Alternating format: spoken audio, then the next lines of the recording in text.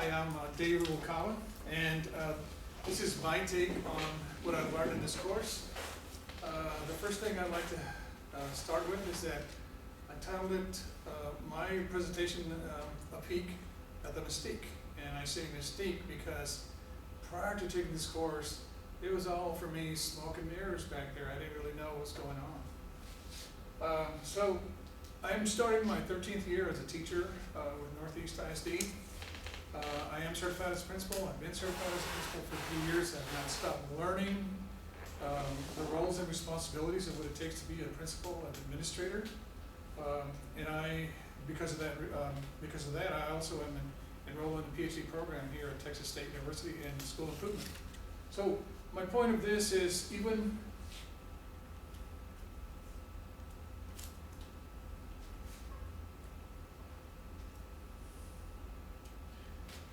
with this background as an educator, as a teacher, being certified, what did I really know about the superintendency and before I took this course?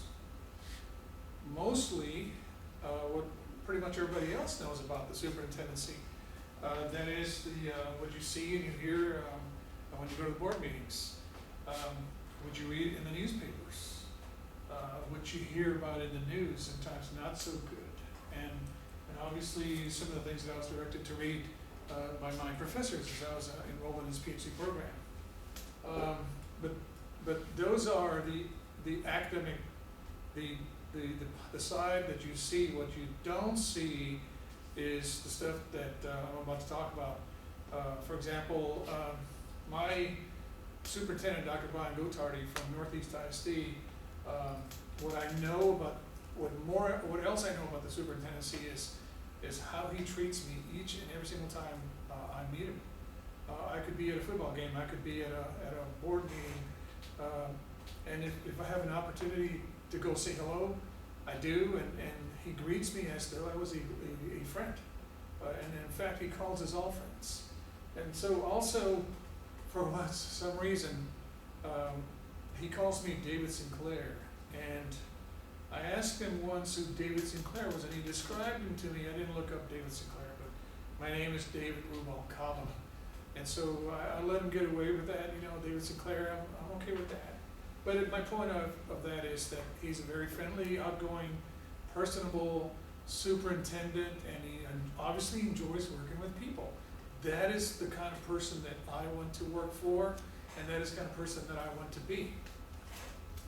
So also, Dr. Gotardi became, for me, a role model when I was at a meeting at Robert E. Lee High School inside the library. He was discussing bond expenditures, and he was going through slide after slide of data, numbers, and in between his briefing, he raised his hand and says, "Does anyone have any questions?" And a person said, "Yes, I want to talk about changing the name of Robert E. Lee to a different name for these reasons." And so Dr. Gotardi was very gracious in his response to this person. He was very respectful, he was calm, he was collected. He gave this person advice on, "Sir, this is not the proper forum, the proper forum is over here, this is what I recommend you do," but the person just kept at it. This is not the proper forum for that. He just kept at it, and Dr. Gotardi continued to be calm, and I said, that is the kind of superintendent that if I were to become a superintendent, I would like to be like that. So my knowledge was not as thorough as it should have been, even though with my background in education. And I say that because how can I expect to have an impact in my classroom if I don't know the roles and responsibilities of all the stakeholders, primarily the superintendent? So I am glad that my cohort members talked me into taking this class, and they said if you really want to make a difference in more lives than you are making right now, the superintendency is the best way to do it, and that's how you become a change agent, by becoming a leader like that. And so also, I saw it as an opportunity to meet former, current, and future superintendents, the people that are in this room. And also, I thought, later I thought, hey, I even had an opportunity to meet the future Secretary of Education, and he's in our cohort. Also, my hat is off. I have a lot of respect for the people in this room, the people in this course. My hat is off to you because a lot of our reading consisted of bad things that happen to superintendents when they don't have a good relationship with the school board. So knowing all the bad things that they go through, the tremendous stress, the long hours, why do you continue on this path to become a superintendent? Well, it's your love of our students, and it's my love of our students, and that's why I want to continue on this path to become a superintendent. Also, the questionnaires that we were asked to fill out, they confirmed to me that I am the person that I think I am. I am a people person. And so I like to, and I've said this before in class in so many ways, I'm very respectful toward people. I respect your position. I will never, in a bad way, disagree with you. And so, again, I have a lot of respect for the people in this course, because you are on a path to a tough job. And I know that, you know that, and yet you continue to be on a path. But I mean, also, does this course mean that I could be a good superintendent?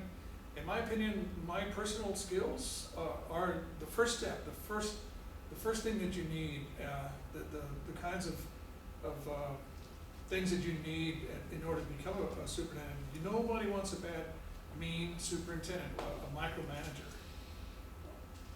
And so the readings did have an impact on me as well. The article, How Leadership Influences Student Learning, you heard the superintendent this morning say that he doesn't, he does do it because he's in it for the kids. In so many ways, we know what he meant, but he's in it for the adults. But we use so many labels, and it was born in our reading that sometimes it masks the real functions of leadership, which are what? To lead people, and be nice to people, help them along, get them promoted. If you're looking for a position in the superintendency, it's their job to help you, not their job to hold you back. And so the story I told about Dr. Gotardi in the library, at that moment, that day, he became an especial leader for me, because he taught me how he was treating the teachers the way I should treat my students. And so that concludes my briefing. Are there any questions? Okay, that means we're done, right? Yes. Okay.